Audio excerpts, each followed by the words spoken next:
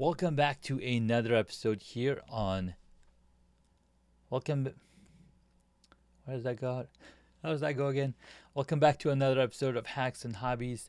And today we're diving into the world of video content strategy with a true expert. Tanya, thank you so much for coming onto the podcast. Thank you so much for having me. I'm excited to be here with you. It's a pleasure to have you on the show.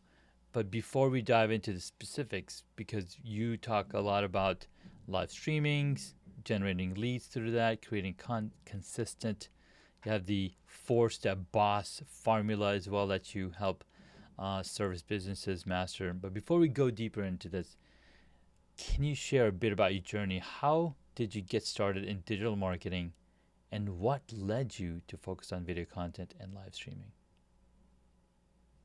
Well, it's a really, really long story, but I'm going to keep it brief and say that I was a coach. I've been a coach for about 20 years, working with other business owners.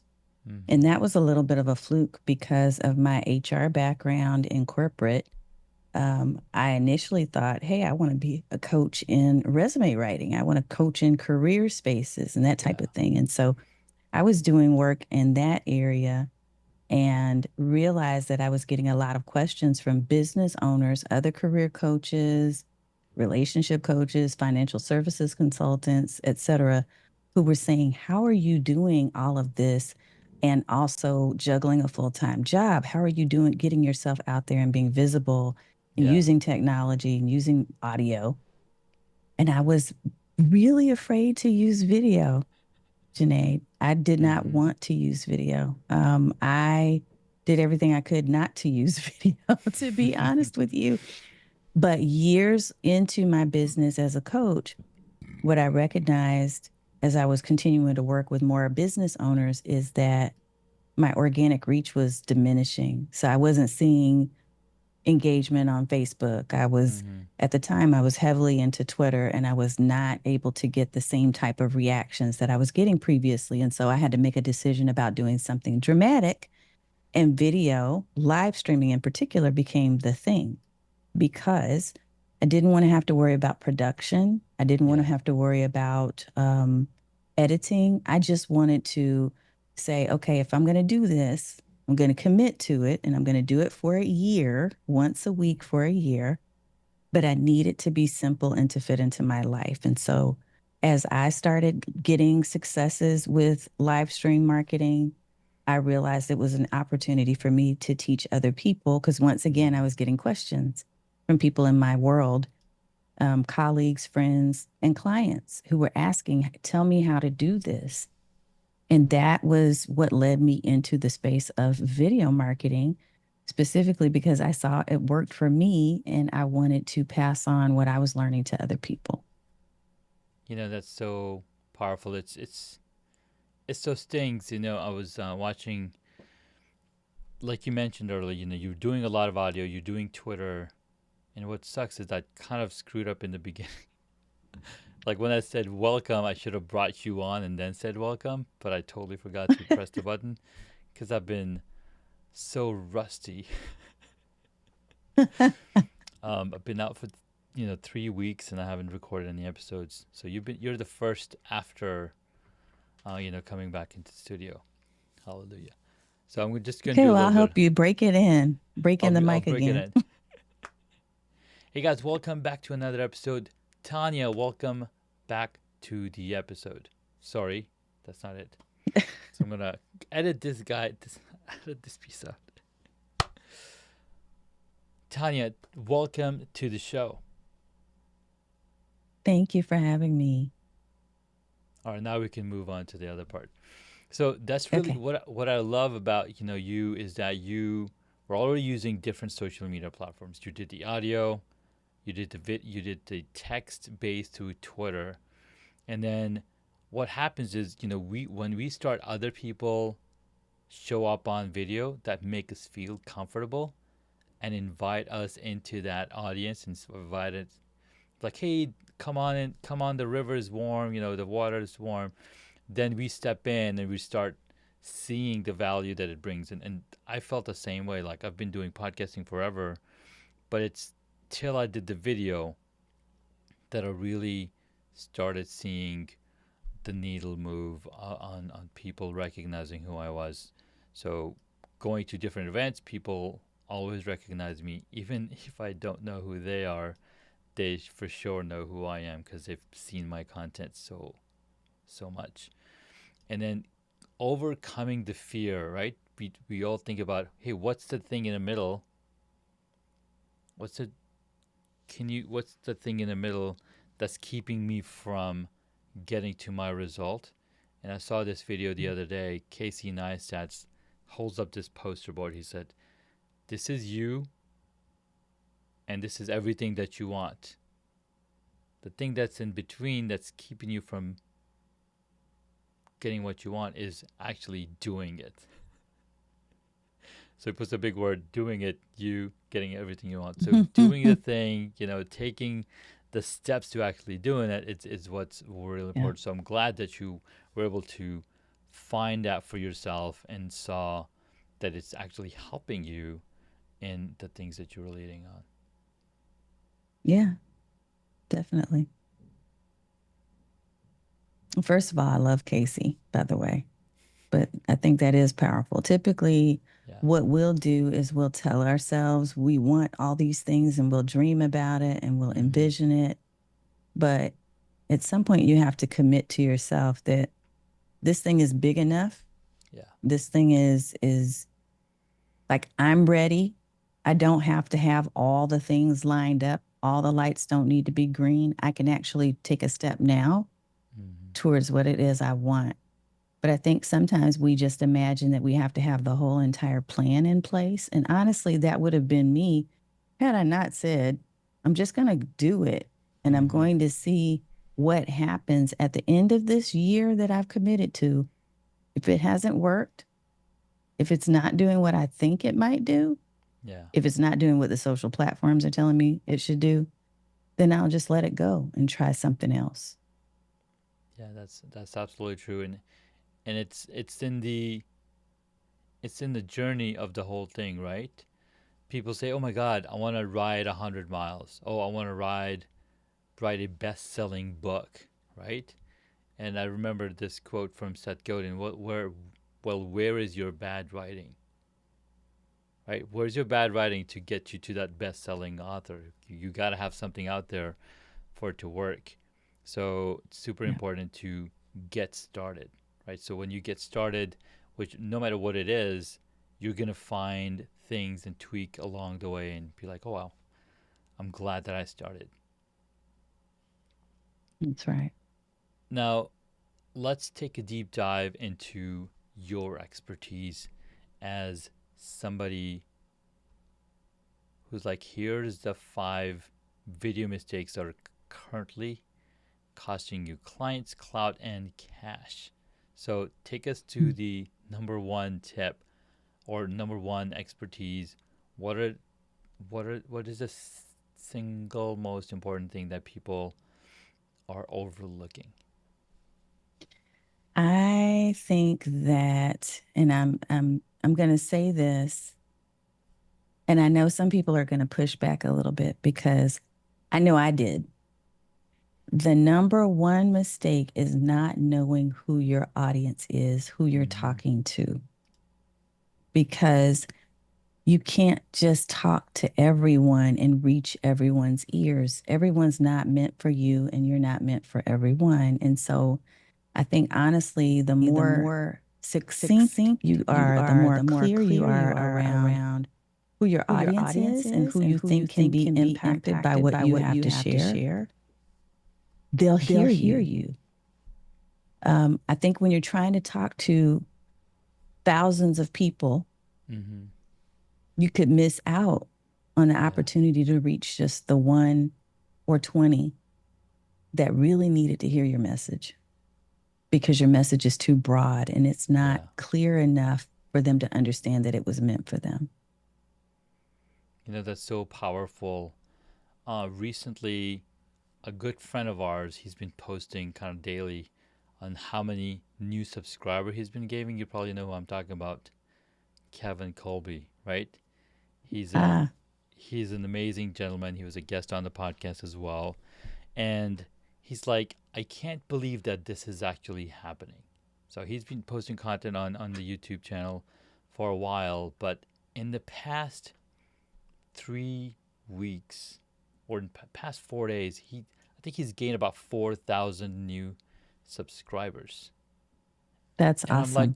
I'm like, wait a minute, what's happening, right? So I've been following his content, but I go to his channel and I can see which video alone was responsible for those followers. And Hmm. if you know what to look for, you'll know exactly what I'm talking about. And the latest video, the video that's bringing all these people is, again, it's focusing on the thing that you just mentioned. You gotta know who you're talking to. So I'm gonna Yeah. give you a hint of this, what this video is about.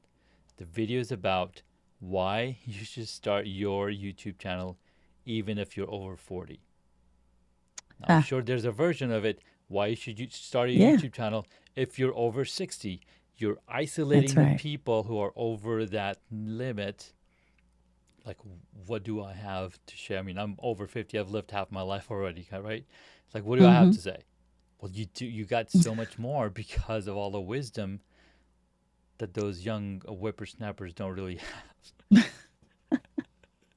It's definitely going to be different from Mm-hmm. when you were in your 20s, right? When Yeah, you were in your yeah, 20s, you had a whole different set of things that you thought about that were important to you, yeah. a whole set of different challenges.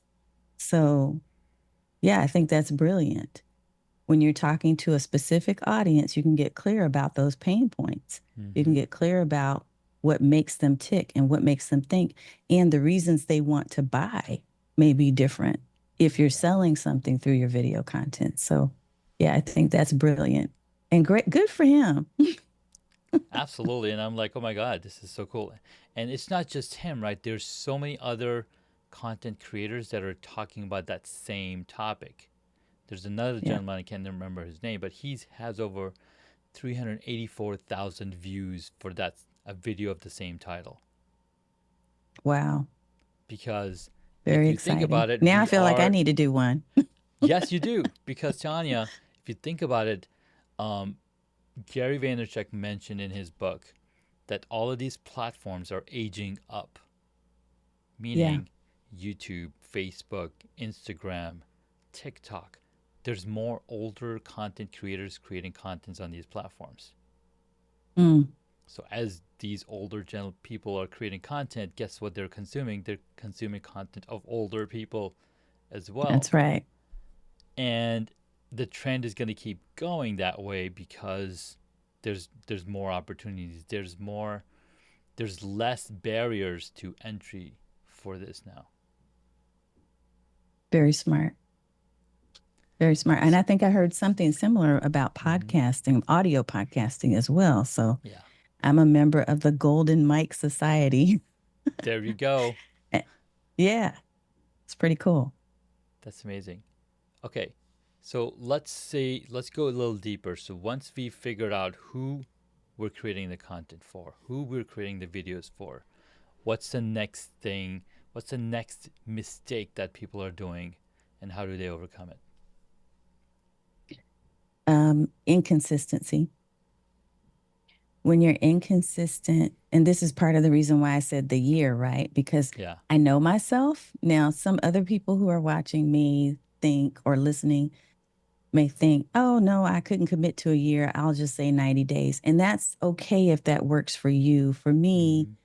I know when I get hung up on exercise and I stop, if I stop doing the treadmill regularly or stop doing whatever it is I've committed to regularly, it's going to take me a lot longer to get back on the horse on the treadmill. Okay. And so I knew that with live streaming, with that being something that was new at the time, if I didn't do it consistently and commit to a longer runway, it would be more likely that I would just stop.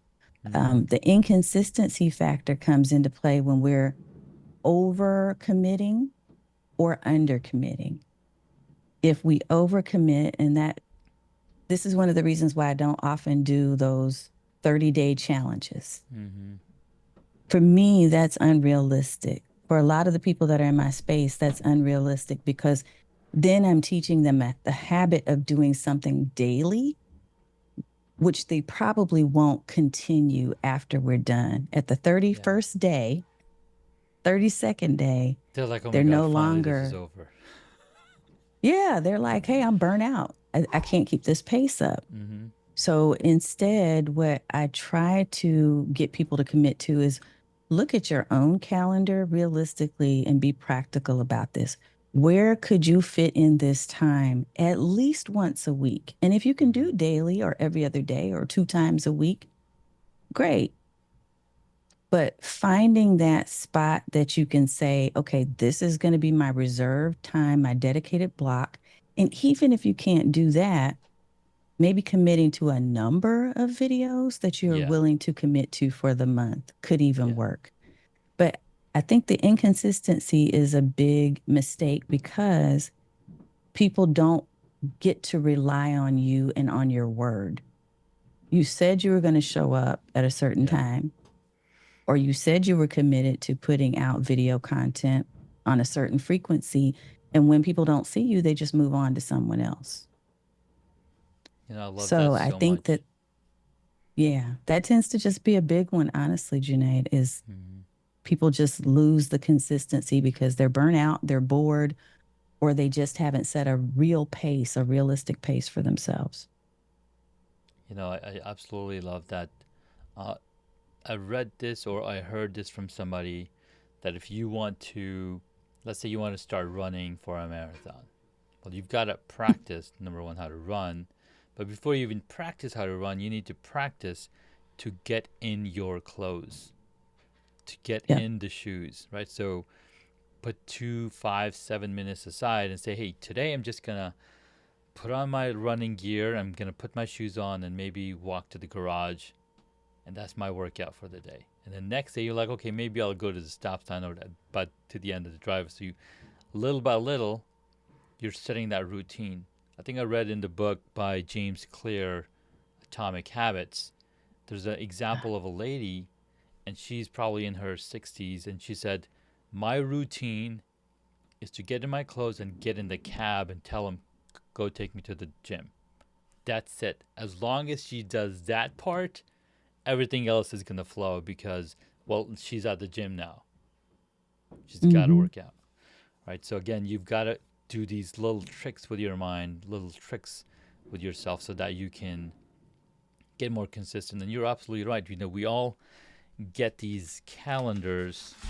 For example, my son's high school is starting, so they gave us a list of all of the Mm-hmm. events calendar dates. So we have these dates, and what perfect time to start now because school is back in session.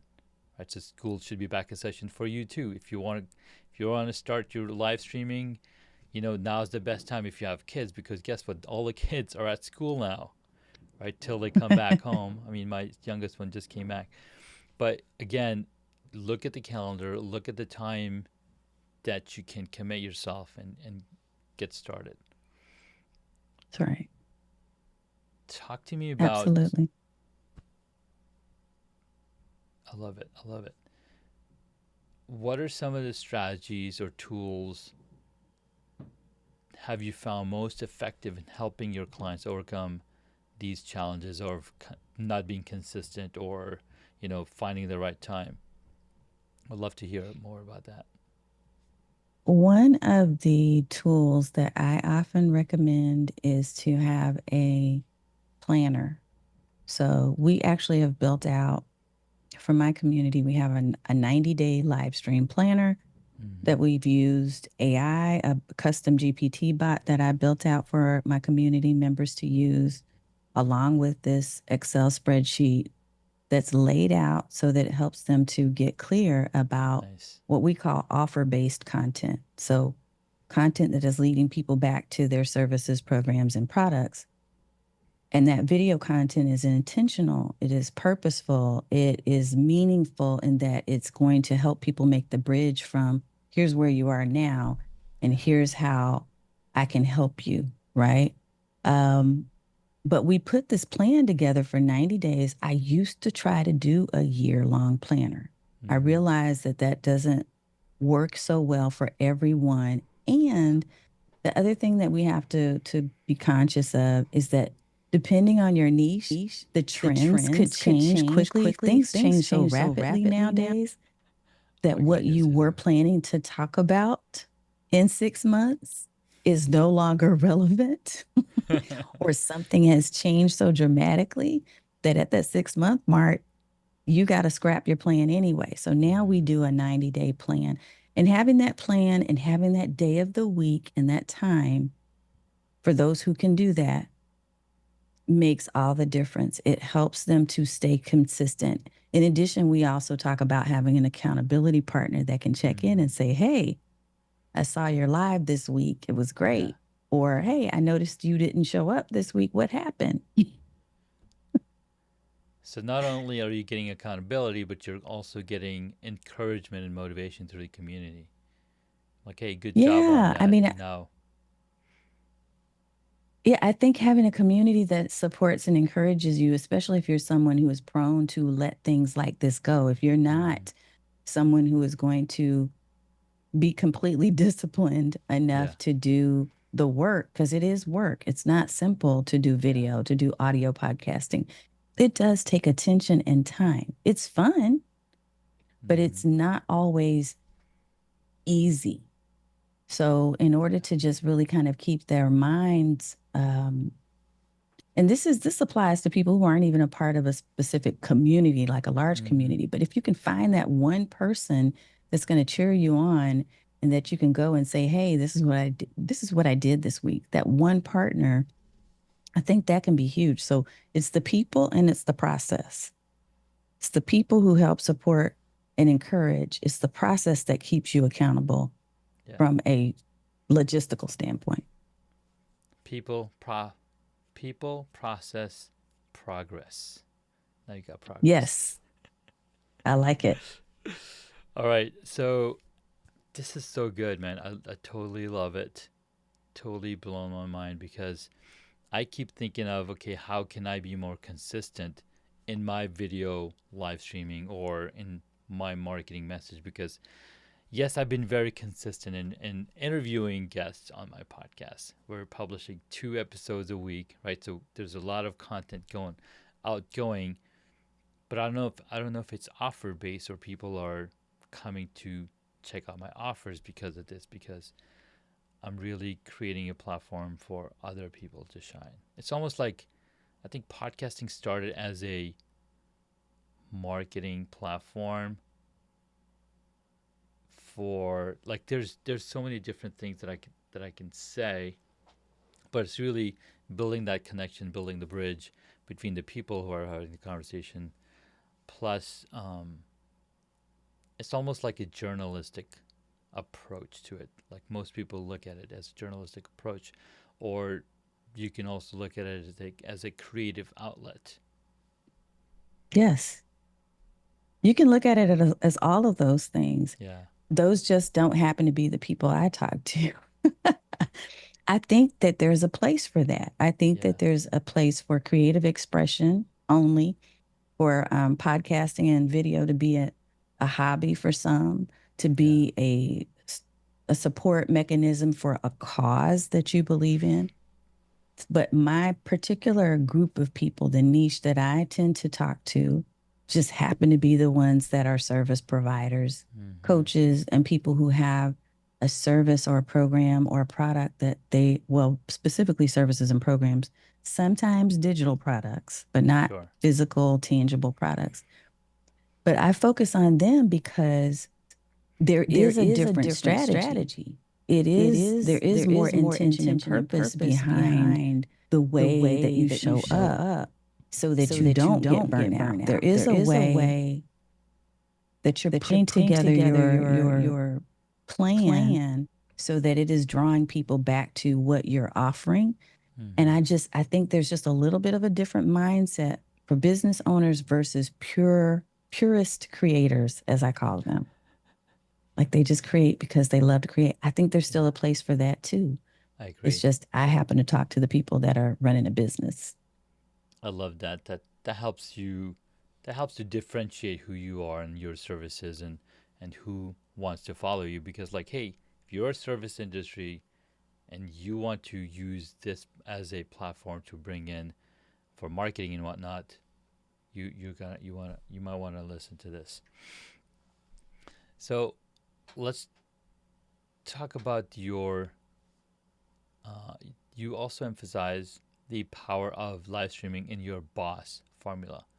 What does streaming Mhm. like a boss really mean, and how can businesses implement this to see tangible results? So when I talk about boss, what I'm talking about are four steps, four things that you practically need to include as you're creating a full blown streaming strategy like this. Mm-hmm. I'm talking about live stream marketing. So, again, not just because I love to create or because I'm supporting a cause or a hobby, but because I'm driving people to a specific action that's driving Mm-hmm. revenue. BOSS stands for brand clarity. So, being really super clear about who you are and showing up authentically 100%, Yeah. 110% as yourself every time. The O is for offer based content. So, being clear about what your offers are so that as you're creating these streams, these live streams, and having these conversations that really start to create this neighborhood for you, Mm-hmm. this community for you online, they know, hey, she's here and she probably has some type of gift for us or something, right? Yeah. That she's promoting that she wants to drive us into. The first S is for smart systems. And that goes back to the whole idea of being realistic because I think content creator burnout is a real thing.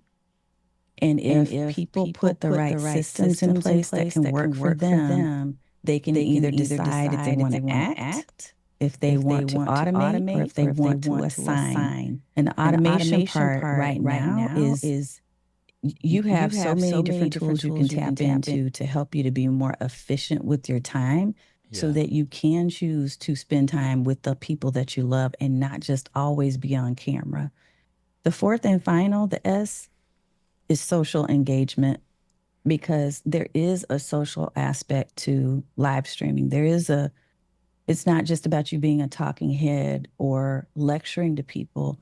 It truly is about you creating community through the sound of your voice and through the visuals that you put on camera. It's about Yeah. making sure that you are following up and that you're acknowledging folks that are showing up in your chat. It's about going into your comments after your replays have been watched and commenting back and letting people know, hey, I saw you, I see you. Thank you Mm-hmm. for sharing this Yeah. question. And here's a resource I can point you to. So for me, that's what the boss formula is all about. I really like it. It's very memorable. It's very, clear as well, and you become a boss when you when you stream when you use that. You become a streaming boss when you use that formula. I love it. All right, let's take a quick break, and when we get back, we'll dig deep into the three implementable hacks that our listeners can take action on. Okay. All right. Hey guys, welcome back. We've been talking with Tanya Smith here on the podcast, and I got to learn a lot of cool things. The streaming like a boss formula she has makes so much more sense. I feel like that I've been all over the place, but I know that I love having these conversations, and that's the reason I have this podcast. It enables me to create a deeper relationship as well with my friends. So, we jump into the three hacks that Tanya has for us, Tanya, if you could level up your studio or video setup, what enhancements would you make and why? And how do you think these changes would affect your work and reach? Oh, wow. Okay, so I'm trying something a little bit different this weekend. I share it with you. So I'll share leveling up to me means taking what I have and not I don't want to renovate everything. I don't want to change everything around, Mm-hmm. but I'm always adding little tweaks, new gadgets, and things that are going to enhance my show. And so I have been looking for a way to actually install a hair light Mm-hmm. to Oh help yeah. give that more, that depth of field. Mm-hmm. Um, and I could not figure out, it's a weird and an odd way that my seating is set up. You can't really tell from where I am being on Mm-hmm. camera, but I think I figured out a way to rig that to where I can have an overhead ceiling light Yeah. installed by using a triangular. It's a triangular structure that looks a little bit like this. Mm-hmm. That's going to be on a wall over here, and that way I can hang a tube light over and see if that works. Yeah. I am a big fan of lighting, and I know you are. You're the Mm-hmm. specialist. Mm-hmm. So for Thank you. me, the level up would probably be that. The other level up, which I'm not doing right now, but I'm leading up to, is a Mac Studio. Mm. Oh Yeah, yeah. I that's my love I next love one. I love both of those upgrades and levels up because the Max Studio is going to give you so much more horsepower to do all the things. And Yeah. I'm using a Mac Mini from 2020, right? And even though this is maxed out on the memory, every once in a while I'll see, hey, you run out of memory. Memory, please kill some of the application. Like what? So yeah, that Max Studio is going to be powerful. And for the hair light, I didn't have a hair light in my first few videos, or my first year. I didn't really have a hair light until I installed this bar. It's basically drilled into the ceiling onto the studs. I can literally do pull-ups on this bar now. It's that strong. And then when I added Wow. that hair light, it just changed. So I'm gonna turn off my hair light, and there it is. It's now off, and you can kind of see how I'm like blending into the background. Just that subtle It's difference. just a Yep. subtle. It's just the tiniest difference, and it makes a whole lot of difference because and I've noticed this in Hollywood camera work. Every single person has their own individual hair light, no matter what type of shot they're shooting. If there's two people talking or three people talking, you'll notice they have their own hair light. They even have eye light just to shine their light in the eye so it looks more natural. It's really these tiny little differences that uh, you know level up that look and builds that authority with the person. All right. Yeah. I'm looking forward to it. I love it. I love it. All right, Tanya. Our listeners love actionable tips that they can implement right away. Could you share these three practical hacks that can help them improve their video content and avoid the common mistakes we've discussed? Ooh, okay. I'm going to give it to you in three C's. Okay. How about that? I'm going to give it to you in three C's. C team tends to be my letter of the week, apparently. The first thing I want you to focus on in terms of hacks will be your content strategy. Hmm. So, your content strategy, meaning, again, we talked about who is it that I want to talk to? What do I want to talk about? In fact, we'll give it to you this way. Your content strategy is about the market that you're talking to, the message that you have to share, and what you're a master at. So you're mastering.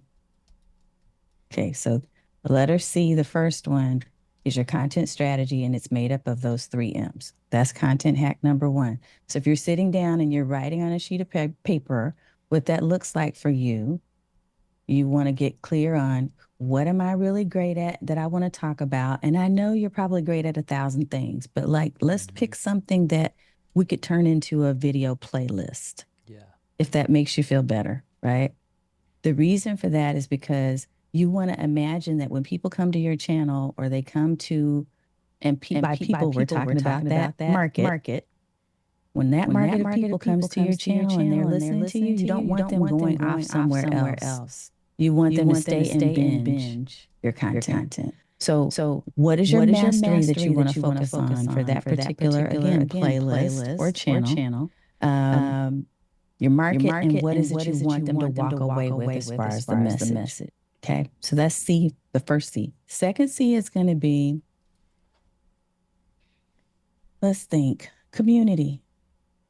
If you were to build a community of people around what you're sharing, I want you to brainstorm what are some of the things that they absolutely are challenged with right now. And if you sat down and on a sheet of paper again, you wrote out how they would talk about these challenges, then each of those things that they would say becomes a video topic for you. Nice. Let me give you an example. I was working with someone the other day with one of my clients, and she was saying, yeah, so I work with people to teach them meditation and mindfulness. So I said, okay, what are some of the things that they say when they're in pain? She said, they say, I feel so, my chest is so heavy right now because I'm carrying all this stuff, these emotions inside, and I can't get rid of them. Mm-hmm. So one of the video topics was how to release things that have held you back. Okay. Then she had other topics that were related to the same thing, but people were saying she was thinking about all these clients and even herself and her family members who have suffered and the solutions that she offers and what they're saying that would create or be tied back to those solutions. And each of those things became a video topic. So your community of folks that would gather around to talk about these problems, who is that? And if you could find a home for them, where would it be? Would it be a Facebook group? Would it be your YouTube community tab? Where would that be? I want you to think about that. The third hack, so we talked about content strategy, we talked about community. The third and final hack is going to be conversion. In order for you to be able to convert people to take an action where they're investing because they want more of an experience with you other than just the camera, but they're willing to pay a $27 fee to come to a workshop or a $97 fee for an on-demand course that you created or whatever that might be. For your conversion, I want you to think about how will my statements in my videos, my calls to action, lead people down a path where at some point they're going to be willing to invest with me. Mm-hmm. And specifically, for the most part, you're going to want to drive people to a landing page where they can sign up with their email and you can nurture them through communications in their inbox. But there are going to be now and then times where you're directly selling or driving people to a specific sales page. Mm-hmm. But how do you plan to convert? Yeah. So the three hacks, your content strategy and getting clear on that, your community and what that might look like. Just totally envision who would be sitting around the fireside talking with you. What type of things would they be saying they're in pain about? How would they commiserate and commingle and even do co-working to reach a place where they feel good about themselves and feel transformed? Community. And then that final piece is going to be the conversion. If you're in sales of any kind, you have to have the conversion strategy. You have to be thinking about how am I using my videos to lead people down that path. Mm-hmm. 100%. Man, I love those hacks. Very actionable, very important because not only are we strategizing, we're also figuring where to put it, and we're also helping them get more clarity to the systems and the offers that we might have. I love it. All right, Tanya, it's the next segment, the fun 6 questions, getting to know you a little better. So, Tanya, number one, what is the one hobby that you wish you got into? This is going to sound weird, but I wish that I could do a cooking show. Like, I like to cook. Yeah. I don't love it, but I like to cook. If I had more time in my day and if I could just like have whatever I want every day, Mm-hmm. part of it would be to go and study under a chef and to learn how to make amazing dishes and then to do my own show. Well, Tanya, let me tell you something. You can do that now. You already have experience with live streaming. You just got to set up some cameras in the kitchen and, Mm, switching back and forth between the two cameras, your cooking happening. Boom. yeah, I got to And go I know it study helps under when you the have chef though somebody. first. Yeah.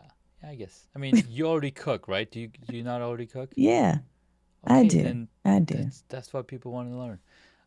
One channel that my wife follows, like these folks started maybe 6 years, 6, 7 years ago. Now she has 5 million follow subscribers, right? And Wow. she's cooking, Pakistani food. And her son was like, "Hey, mom, I want to start a YouTube channel. Can you cook some food and I'll record and video and edit and everything?" So boom, and now Hey, he got into video filming. He got to do what he wanted to do. His mom got to do what she wanted to do, and they got a YouTube channel that basically pays everybody. Now the husband has a YouTube channel. The mother the daughter-in-law has, like, everybody in that family has a wow. YouTube channel with small following, but again, it all started from this one, want that this guy wanted to do. It's That's crazy, cool. right? Yeah. I think that would be another point that I can say, because I'm sure she's over 40, the mom, right? Who has this Oh, YouTube okay. channel, right? So she's over 40 hmm too. And now that's their monetization strategy. Okay, next up. What did you want to be when you were a child? That's this one is a tough one. Just because of my childhood situation growing up, my most important, the thing that I focused on the most was I need to get to college. Hmm. I need to change the trajectory of my life. So how will I get there? So I read everything I could get my hands on. I studied. I I was really nose to the grindstone, honestly, Junaid. Mm-hmm.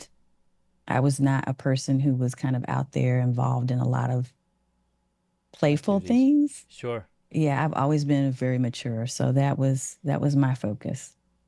I don't know that I knew exactly what I wanted to be. I Yeah. just knew I wanted to do something that would be helpful and that would be make an impact, whatever way I could. I love that. Next up, I never thought that I wanted to go to college. Like, it wasn't the top of my mind, but I did know that I wanted to be a pilot at one point. And I got to be a pilot by playing video games.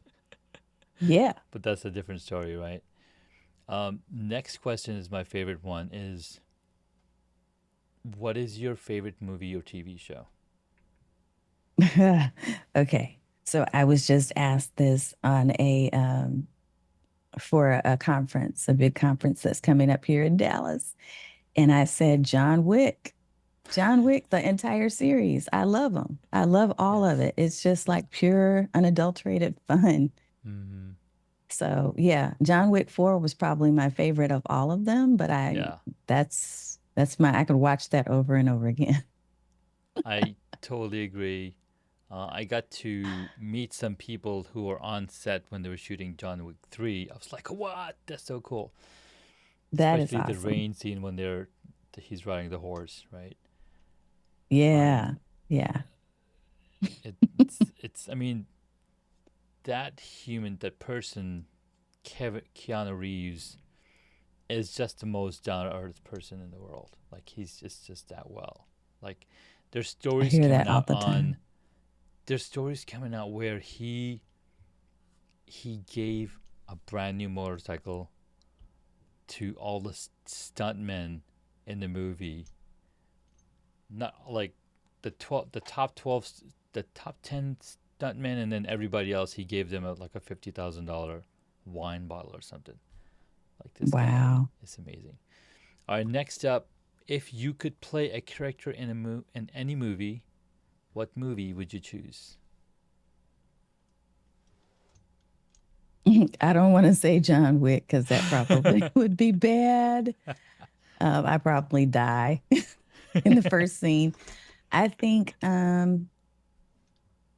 if I could have played an extra, I probably would have played in a sci-fi movie of some kind, maybe like Mm, a character in Star Wars or a character on Star Trek. I love there you both go. of those. So, yeah, anything sci-fi. I love it. Have you seen Acolyte, the series?